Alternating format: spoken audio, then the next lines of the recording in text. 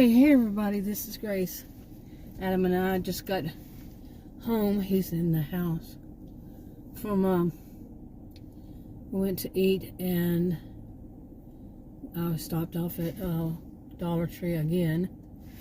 I was just there, I don't know, last week, a few days ago, whatever it was. And yesterday I was at Walmart. I went to Walmart. Actually went to two Walmarts. First one was just too busy. I was sitting out in the parking lot and I said, I'm not going to that madhouse. Then that was a super center, and then I went to the to a Walmart neighborhood across town. So, but today, like I said, it was we went to eat at a restaurant we've been in before, but the reason was because I was frazzled. I was totally frazzled. I had enough. I needed to get out, go do something, get out in the beautiful, beautiful. It says it's 67 degrees. A while ago it said 73.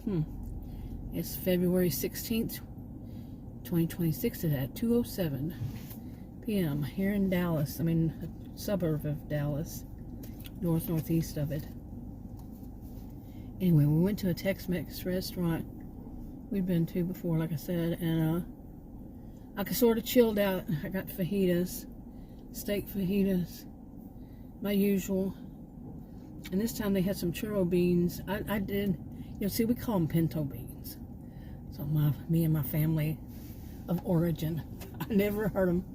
I've heard of churro beans. I just did not know that those were pinto beans. Okay, yeah. And it's kind of like the name for pork skins. I can never pronounce it. It's different, you don't learn, even though I was raised in Texas. And anyway, but anyway, the reason we went was because I was frazzled, and I just told Adam, I said, I've had enough. I'm going. Yesterday I'd made 2 videos. I still haven't put up one of them, but I'm going to try to remember to do these in order and on one channel, and my grumbling channel. And really, it was a day yesterday. It was a bad day, and then this morning started off just as, not really bad, but just, irritating. So many things were irritating, annoying, this kind of thing. And then yesterday, after those 2 videos, I'm not going to repeat what happened, but at nighttime, right around 9:30 or something, Adam asked where one of our dogs was. Now, she is she's a big dog, big dog. And, I mean, not those huge ones, but she's big. She's a large dog. And she was a rescue. The only story we heard about it was that she was dumped in a lake. And the guy that rescued her was one of our neighbor's son, and from the lake. She will not let any vet or any groomer, she won't let us give her a shower. It was that damaging to her. She didn't have anything physical. It was emotional, mental. The poor dog, And she was only I had guessed around 9 months. And that was last year, I think, when we took her, I think it was in April of last year. So she was only 9 months then. And she's not so bright yet like the other dog, and the other dog is 5 or 6 years old. And, but anyway, what happened with her was last night, I have these 2 squirrels. They're not my squirrels, they're feral squirrels. I always thought it was one, and I called her Squirrely. So there's 2, so it's probably male, female, I'm guessing. And so then I'm just going to call them both Squirrely. It's a nice unisex name. And I have a story behind that too. But, and it likes to get on top of the roof. She, or they, irritate that dog in the backyard. And we think that she saw at least one of the squirrels behind the fence. The fence is, it's not chain link. I don't know what you call it. They're thick. It's not like planting material, like you can plant. It's stuff to keep something in, but it's not a fence, so it's not wood on the back part. And it's high up too. I mean, it's high up. Well, she apparently, she would always bark. The dog would always bark. We figured it was that, or maybe an armadillo, you know, something that she saw back there. Could have been a possum. And she just remembered, we were just talking about it, that she probably remembers that's where she saw it, so she goes there every night and barks. Well, last night she got real quiet, and Adam said, after dark, he said, "Have you heard her?" I said, "No, I haven't." He said, "Did you lock her up in that bedroom?" I said, "No." He was already starting his thing of blaming me. Yeah. He's older than I. And I don't play with that. I don't play that. I'm not there for that. Somebody to, you know, have a frustrating situation or get nervous or anxious or something like that and then put it on me. You know, blame me somehow? No. I'll let him know it too. You're not doing that. You know, and he still try to grumble. No. I mean, I've seen enough of that in my lifetime. I have seen enough of it. It's usually from people who are diagnosed with borderline personality disorder, or they should have been. That's my opinion.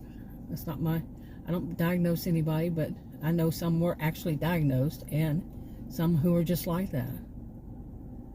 So, you know, that whole thing of blame shifting and, you know, they're frustrated, so therefore they think they're going to take it out on somebody else. But he was in a mood. Adam was in a mood at that point because what he found out was the dog had, because he was saying that the dog must have jumped the fence. I said, there's no way that dog could jump that fence. And there is no way the dog could jump that fence. It's about 10 feet tall or something. And there's no way a dog is going to be able to climb that fence either. So what had happened was the dog, we found out later on, the dog had pushed the fence, the bottom of it pushed the fence out. Was that much wanting to get at those, whatever it was, but underneath it were dead tree limbs. A whole bunch of them. So it was a mess. And then Adam goes and gets all kind of, you know, go back to last night, you know, like I said, around 8:30 or whenever, 9 o'clock. It was later than that, actually, because all of it wrapped up around 10. And it was probably 9:30. And Adam's freaking out. I mean, he's older than I. And, you know, he does it whenever he gets, you know, some situation happens and he starts to panic, anxiety. He gets this adrenaline flowing. He even called it that last night. I had all that adrenaline. I thought I could do all of it. And I had to save him. I cannot tell you how many times I had to save that man's life. I am not kidding. I've known him 44 years. Yeah, 44 years. I've had to save his life several times. And this was another one. If I had not, I don't know if he would have died, because he put a ladder, I'm telling you, over that fence, on the chain, that chain part, not chain, but whatever it is, and on top of tree limbs. There's little bitty limbs too, a stack of them. It started to fall. I had to grab his, what I could grab was, when he was falling, was his pants. He had on sweatpants, the top of them. I grabbed it and I kept him from falling. If he would have fell, he could have been seriously injured, seriously injured. And he was still griping. Oh man, just still going. And I said, "You will slow down." I was so angry. I said, "You will slow down and stop talking and listen to me." I was that mad. That is not my norm at all. But I've had to do that a few times. Yeah, I've had to do that a few times over 44 years with him, because he does get that way. He just goes. He doesn't think. Okay, you have to stop and think. Figure out a good way. The dog wasn't going to run off. The dog was right there. You know, she was right there. She wasn't going to escape. She wanted it. You know, he even told me that she tried to jump up there. And then I was telling him, what did you think you were going to do? Because he was saying, well, you're probably right, because I wouldn't be able to lift her. She's like 100 pounds. Okay, and he was going to carry her back up a ladder that's on shaky. It's not even on ground. It's on tree limbs. I said, you need to stop and think. And he is a person you have to speak to that way. Otherwise, he's in another world. I've always thought he suffers from ADHD. I really have. And I have sometimes, when it's dangerous, when there's a dangerous situation where he could die, it's been more than once. Okay, more than one kind, not that thing, more than once. One of them involved fire and gasoline, okay? So, trust me. And a stack of woods and limb about the size of 2 SUVs in that height. Yeah, I had to stop him. Crazy stuff he does. He when he gets in this, whatever it is, crazy. It's just cray-cray. Like people used to say, cray-cray. Oh, man. And it was, I was, oof. And the bad thing is, it was out in the backyard. He was, well, come on, hurry, walk. I can't walk that fast. And I was wearing house shoes, and the grass out there and the land out there, and like I said, like he even said, it's kind of like all mush, all mud and everything. And I was going to go back there and fall down because he was in panic mode and wanted me to hurry. Oh, man. Seriously. Then today, he said he had to get up early so he could go and fix that fence so the dogs could go out and do their business. And I didn't know where he was. I had been up before him. I had been up like right before 6 o'clock or so. And he got up at 7 or so.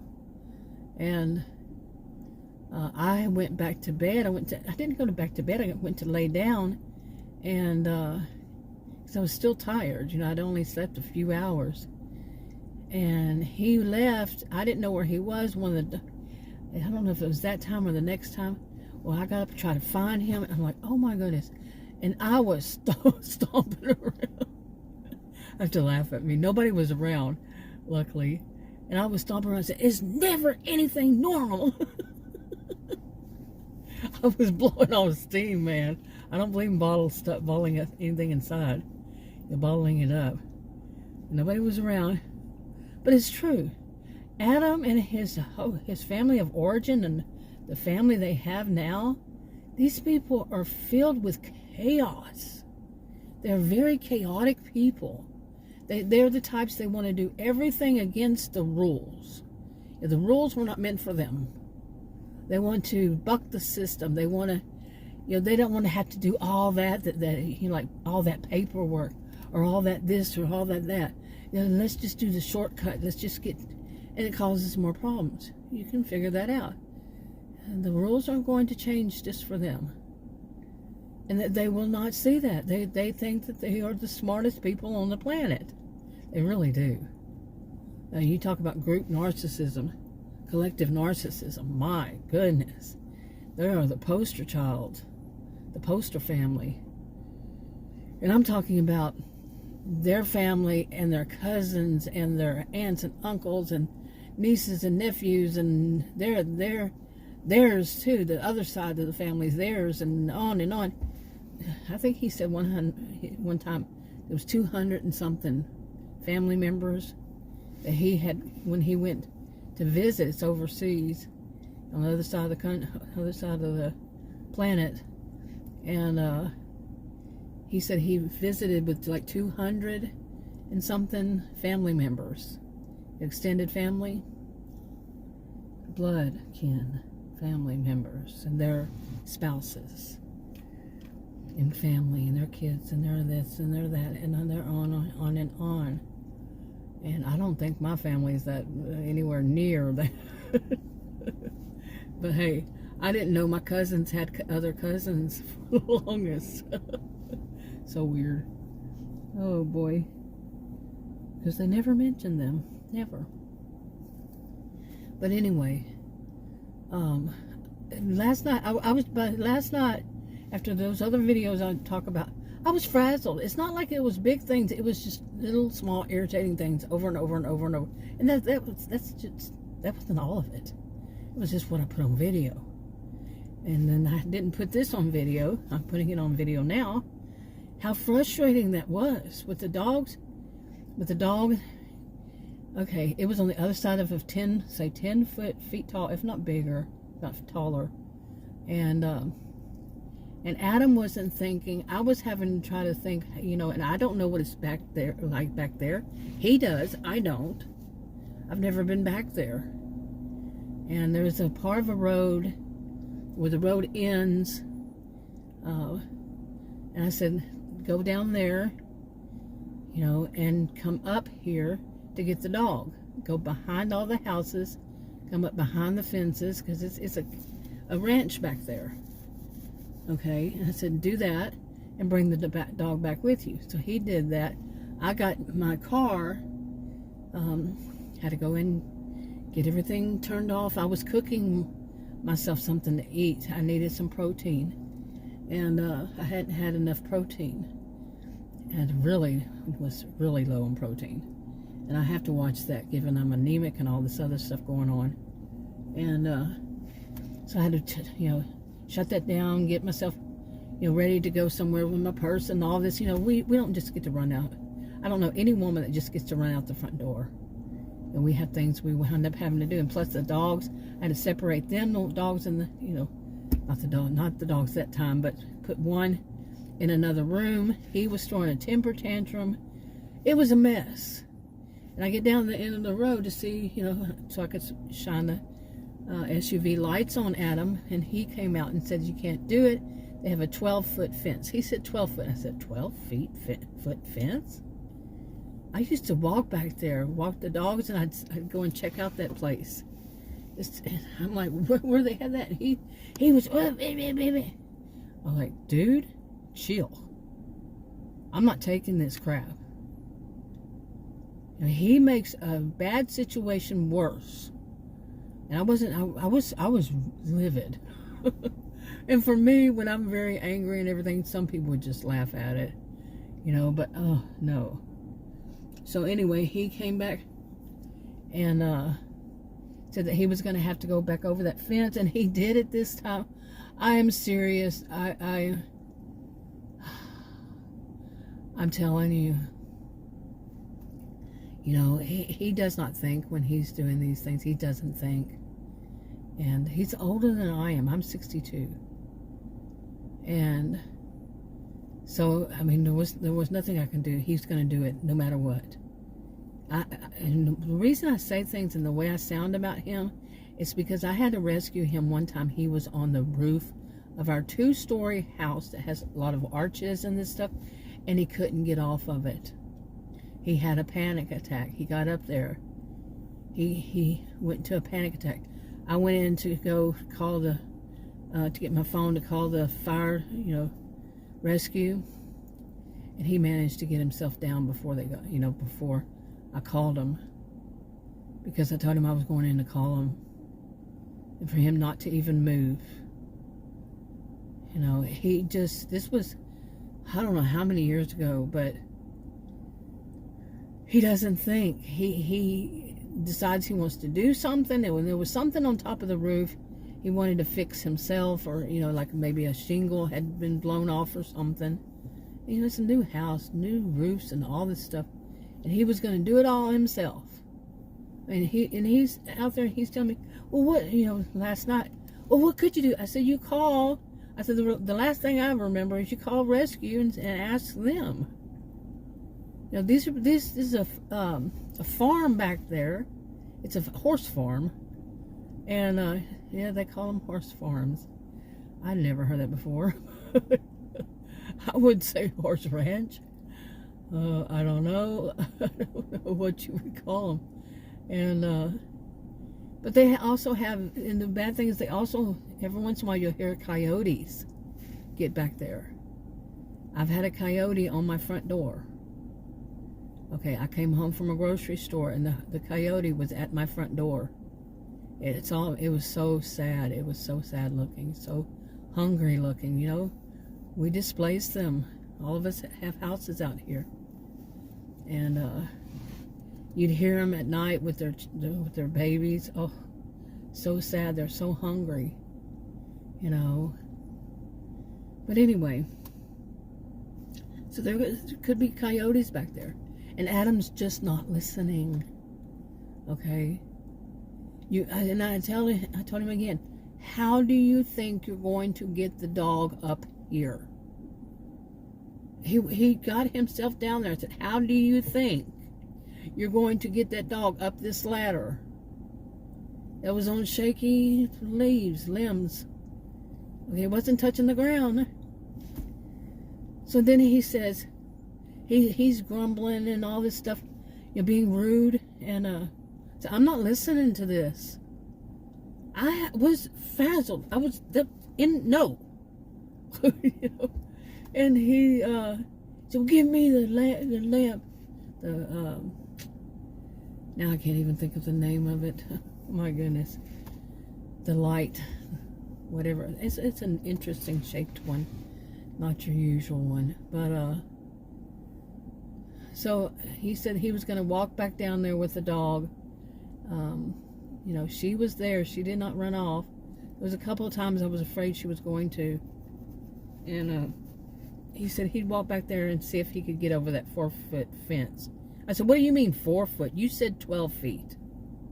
12 foot. I did not. And it was 4 feet. Now, I've told him that I used to walk back there with the other dogs we had before these two. You know, back when they were alive. And there was no fence. And he says, well, that's somebody's property. I said, I seriously doubt the end of a road, where that road ends, is somebody's property. It could be, but I doubt it. And he said he doesn't want to tear up their fence. Okay, if it's a fence he can move, really? And what I think it was just wire fence.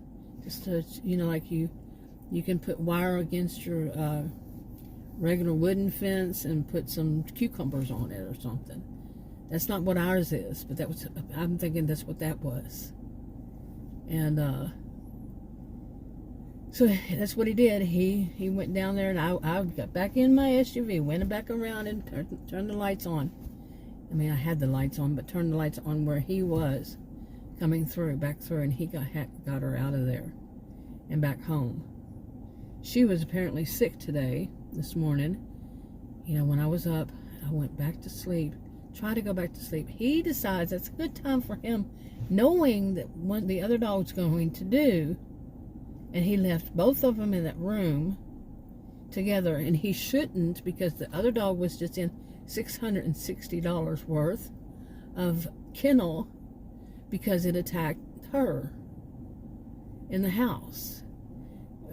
Before, you know, right before that storm, that winter storm. Fern,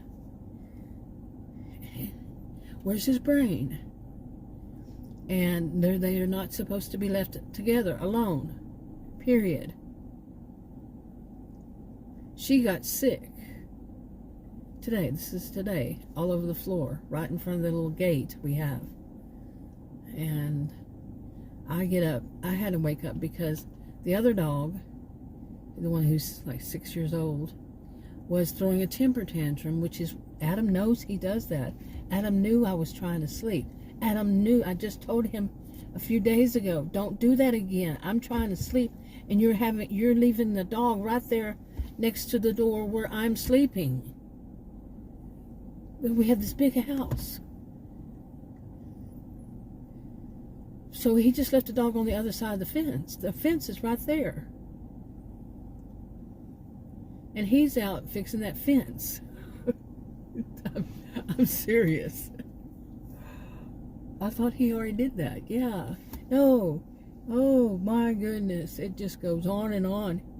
And so when that one happened, he did that was the first time. Yeah, that's right. The second time He was at a neighbor's house asking if they have a fence that goes out to that back behind the houses, and they do.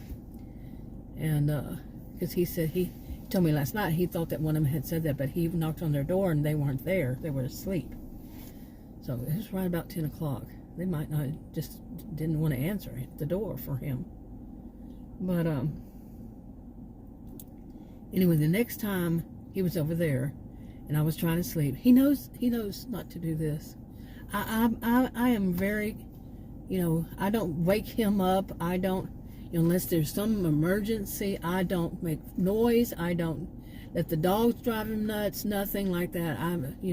So today I had it. And I was, when he did that, I said, nobody ever thinks about me.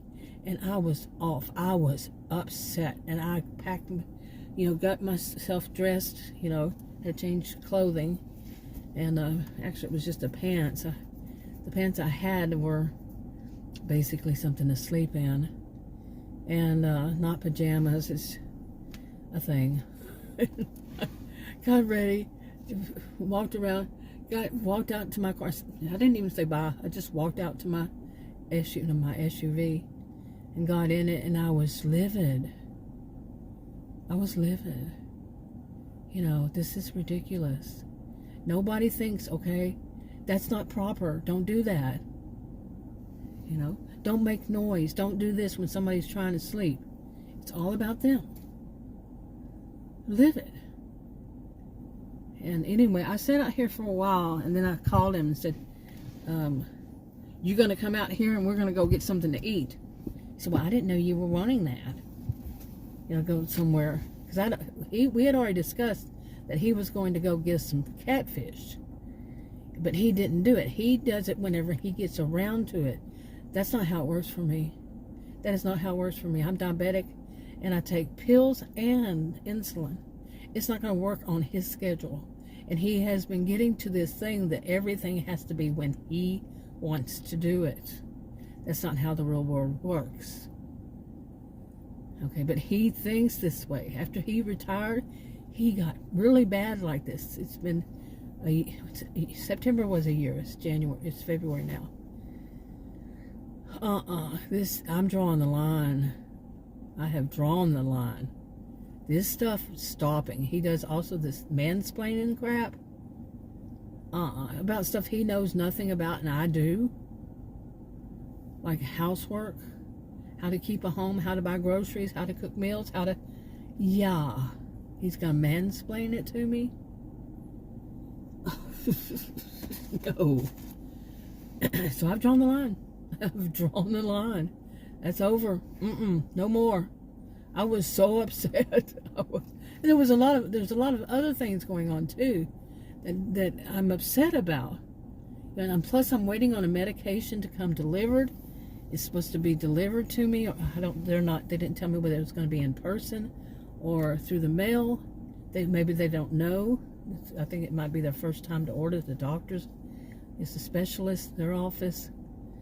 And for my rare health condition, finally. I'm 62 and I've had it since I was a child.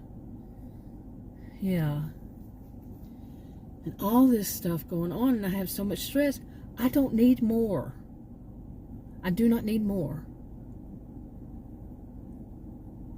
And he's I don't know if he did this at his job, that he was passive aggressive. I was always taught, that's indirectly resisting demands. And you don't have to be a person who's demanding. I'm not a person who's demanding. I'm now getting to be, no, this stuff is not going. This is how it's going to go. That's how, I'm getting to that point. And I can understand why maybe people do that to him. 44 years, I know him. But I don't know whether he had gotten used to being this way at work. And I don't know. But no, I'm not doing this. I'm not going to be your replacement for whomever you were treating like that at work. I'm not demanding I've never been demanding. And he's going to act like this, constant passive-aggressive behaviors.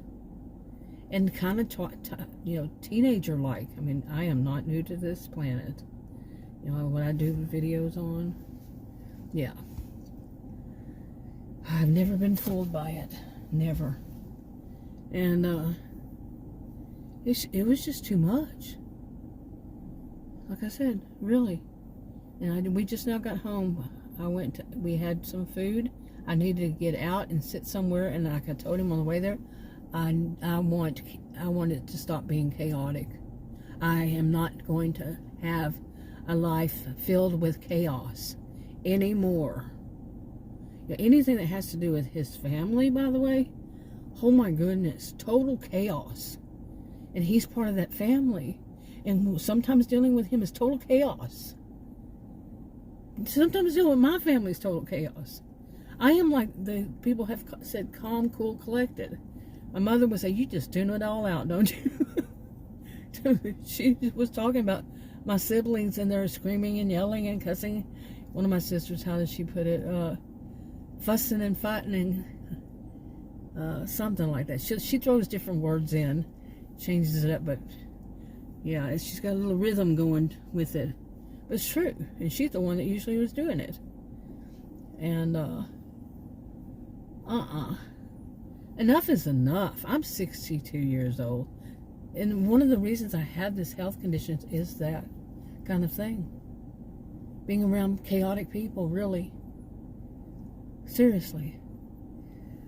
But anyway, now I'm gonna go in. I need to get me something to drink besides soda that doesn't have ice. See, you can't hear it go clink clink. It's diet, caffeine free, diet and caffeine free Dr. Pepper.